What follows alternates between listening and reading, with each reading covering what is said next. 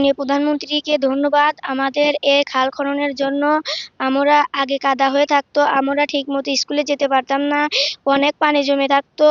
এখন বৃষ্টি হলে সেই পানি খালে চলে যায়, আমরা ঠিক মতো স্কুলে যেতে পারি। আমরা আগে কলটা পাইনি, আমরা ডুব দিতে কষ্ট হয়েছে, এখন আমরা ডুব দিতে পারি, সাঁতার শিখছি।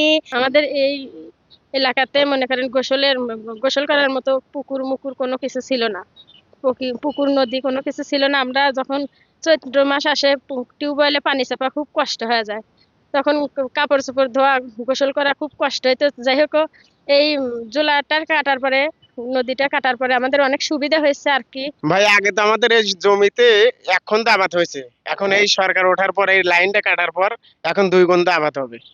আগেতে পানিতে বেঁচে থাকছে প্রায় 1000-1500 বিঘা জমি, এখন এই বৃষ্টির পানি নদীতে বাইরে হয়ে যাচ্ছে। এই প্রকল্পে আমাদের খুব উন্নত হবে আমাদের গ্রামটা। হাজার হাজার বিঘা জমি আবাদ করতে পারে নাই, এখন হয়েছে খালি মাল ধান বুনছে।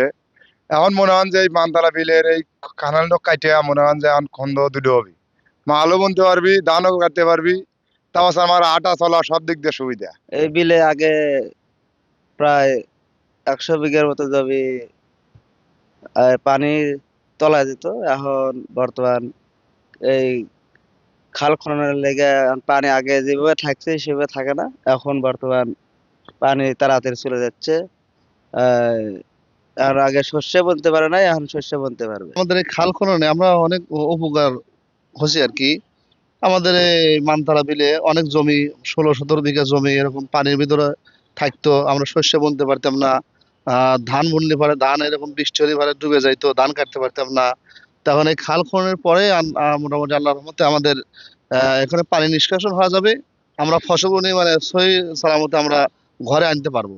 মাননীয় প্রধানমন্ত্রীর যে প্রতিশ্রুতি ছিল যে খাল খনন প্রজেক্ট, সেই খাল খনন প্রজেক্ট হিসেবে তো আমাদের উল্লাপাড়া 2টি খাল খনন ছিল।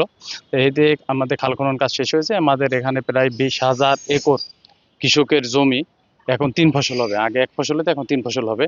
এবং খালি আপনার পানি জলবদ্ধতা থাকতো, সে কারণে অনেক সব ফসল হইতো না, এই কৃষকের দুর্ভোগ ছিল। আর একটা বিষয়, এখন খাল খননের ফলে এখানে মাছ চাষও হবে, এই তো কৃষকের উপকৃত হবে। এছাড়া 2 পাশে আমাদের সুপারি গাছ লাগানো হয়েছে বৃক্ষরোপণ হিসেবে।